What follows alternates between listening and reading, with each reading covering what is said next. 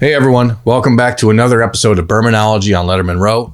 I'm your host, Jeremy Birmingham. Today's episode will be with Muskegon, Michigan 2020 athlete Cameron Martinez, a four-star prospect who plays quarterback, defensive back, can play wide receiver, could play running back, and pretty much anywhere else on the field for his high school team.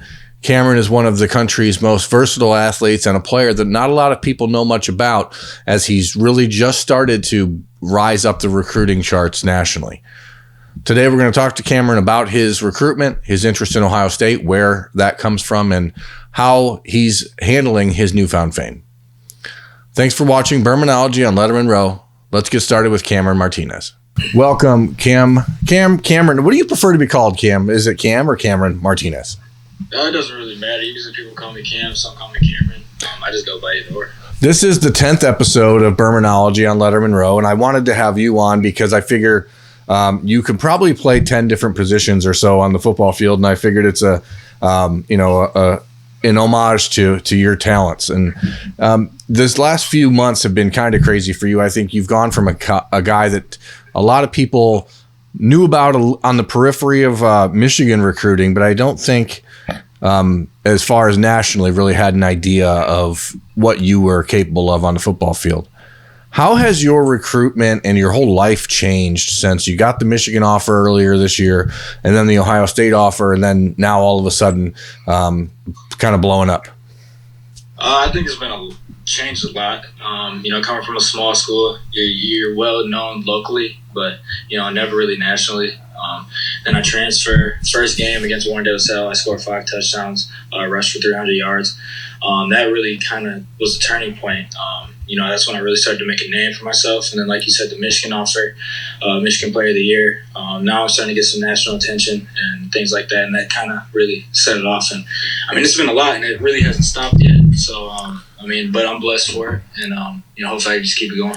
A lot of people who know me know that I've been talking about you for a couple of years. And for the people out there that don't know why, I saw Cam play his freshman year in the Division VIII Michigan State Championship game against a local school, Ottawa Lake Whiteford.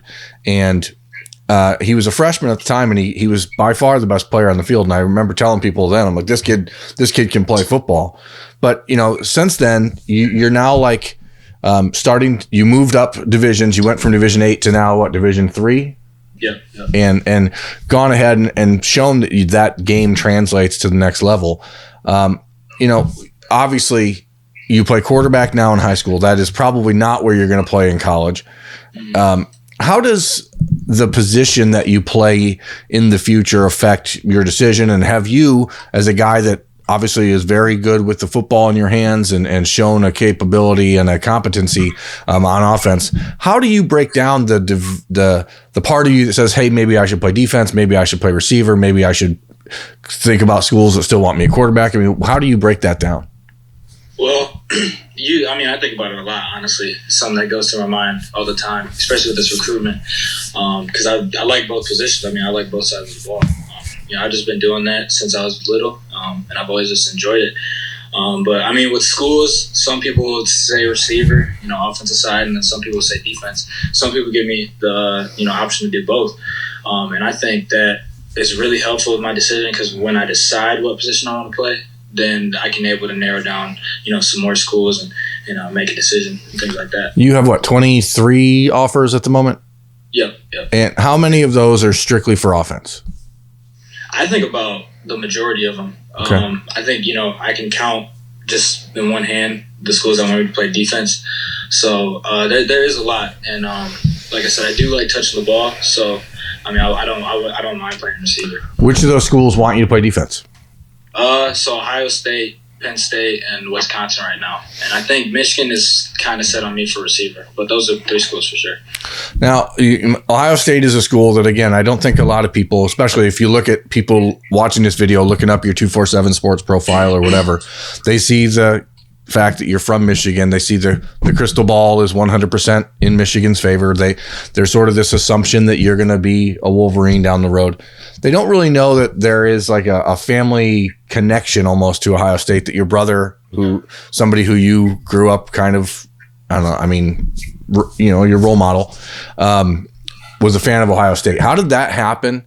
And how has, if you could, try to explain to people how weird the last 2 years plus of Ohio State recruitment has been for you with the different coaches and all that stuff.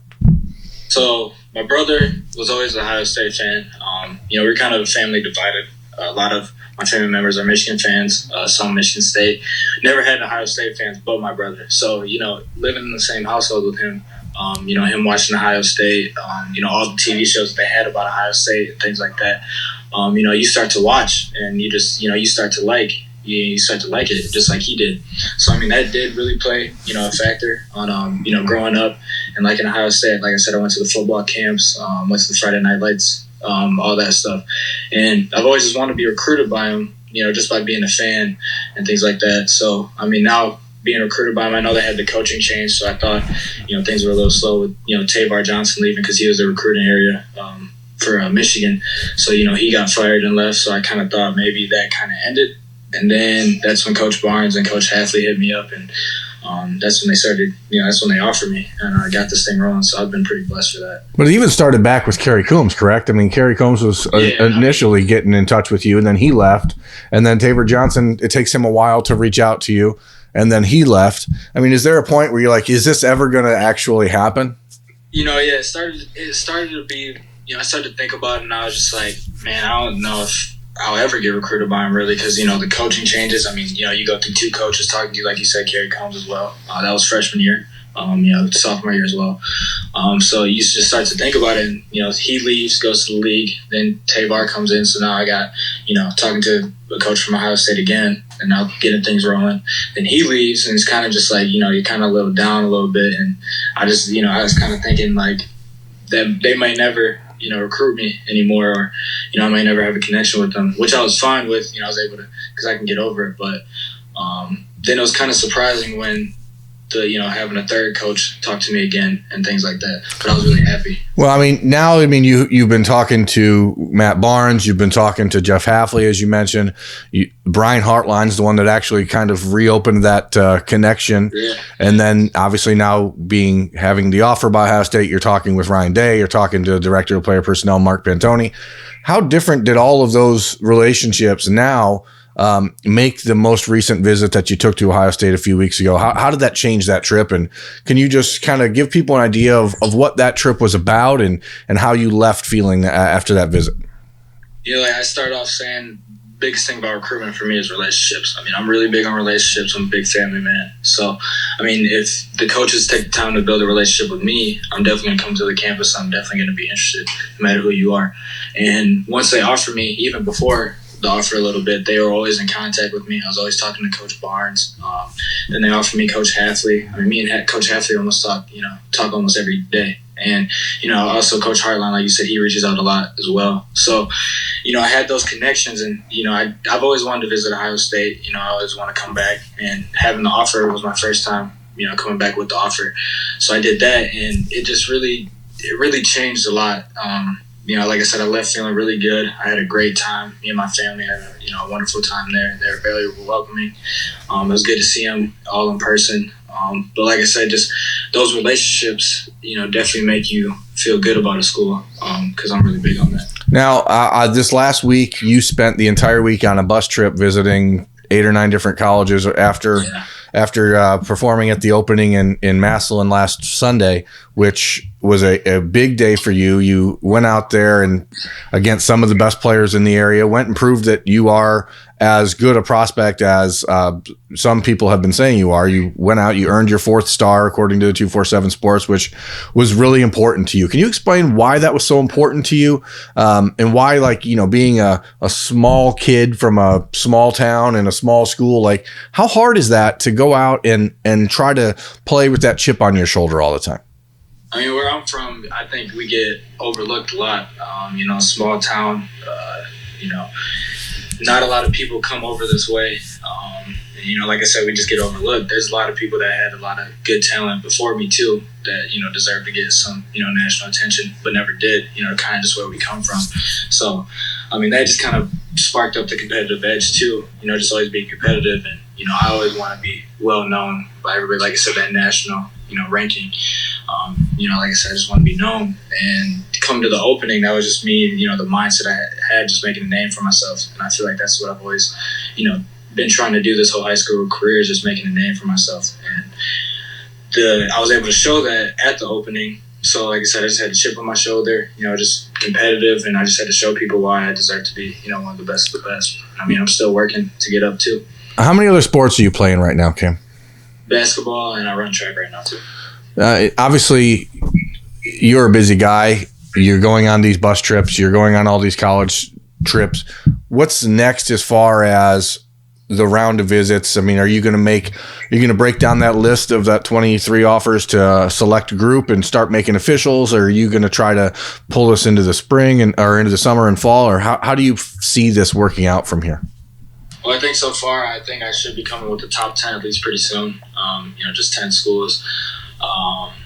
I'm really I think it might, go towards the fall just with official visits lined up because of, AAU basketball and a lot of things. I still got to see Nebraska and Kentucky again.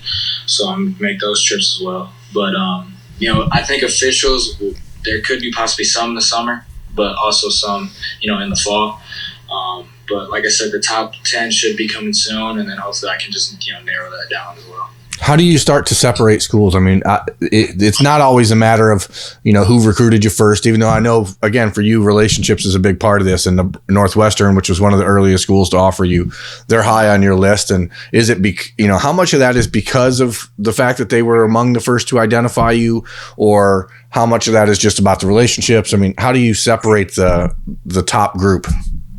A lot is, like you said, it is relationships, but also, I got to go to the campus and, see the facilities and, sure. See where, if I can picture myself being for the next 4 to 5 years. So, a lot of that too. And I kind of get to, get a vibe for some schools, a feeling, my gut, if I like the school or if I don't. So, that really does help out too, because, I know what I want and I know what I like. And that really does help out in the recruiting process as well. So are you thinking, there's no current timeline. It's not like you're sitting there going, I'm going to commit on August 4th because that's my mom's birthday or anything weird like that. Yeah, I'm in no hurry. I just want to, this is going to be the most important decision in my life that I got to make so far. And I just got to make sure it's the right one. So, I don't mind taking the time. You're not a kid that has a lot of free time, and when you do, I know you're working on your craft, but what do you do when you have free time? What is a off day for you?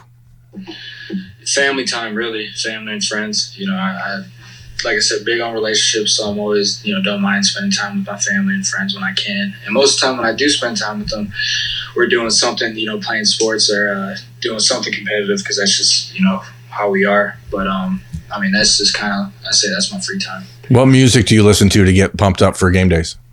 Man, I kind of just let my team play. We got the music in the locker room and let them play it. It's usually a lot. It's like Drake, Future, things like that, just to rap. So that's usually what it is. Is there a pregame ritual for you, like a certain food that you're like, I gotta eat this food, I gotta go and I gotta walk to school this certain way, or what's like a game day ritual for you? So usually I have a game day sub at lunch. Some not bad, so it's like chicken, lettuce, tomatoes, things like that. Something that's not too much. So then I have another sub towards the end of the day. And then usually I'm the first one to get up to the school so I can get taped first, so I can be out on the field first. I feel like, being out there earlier and prepping really sets the tone and the mindset for me to get ready for a game. So usually, tape, get out there, then come back in the locker room, put everything on, stretch, and then just hopefully, be ready for game time. The number 13 by a lot of people is considered to be unlucky. Why is that your number? And how do you, how have you made that sort of your own number? So my favorite two numbers are 1 and 3. I've always kind of wore 1 or 3. My very first, in Little League was number 1. So, 1 and 3 were always my favorite numbers. Put them together, that's just my two favorite numbers, and it's a good number. My brother also wore it too. He wore it in college. He was number 13 for a while as well. What is next as far as you and Ohio State? Do you have a planned return trip or any other situation that you're hoping to get back down there for?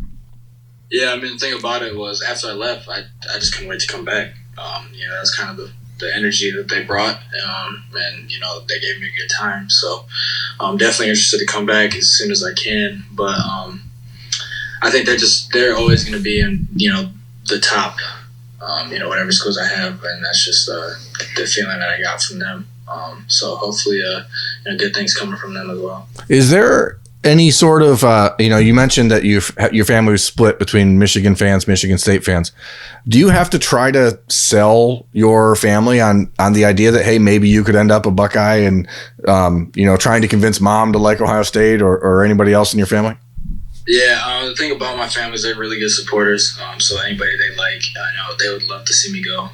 But they are happy for me at the end, and they just want the best for me and however, I feel or what I want. So, I mean, if I do become a Buckeye or a Wolverine or a Spartan or maybe somebody else, they're just going to be happy for me and support me. It's going to change the wardrobe quite a bit. It will. I know they're going to have to start becoming some fans of those, but, it definitely would. Well, Cam, we appreciate you coming on Bermanology, and I know the last 10 days and so have been really crazy for you. So I'm glad you were able to take some time. Thanks for being on the show, and keep doing your thing, man. No problem. Thanks for having me. Appreciate it.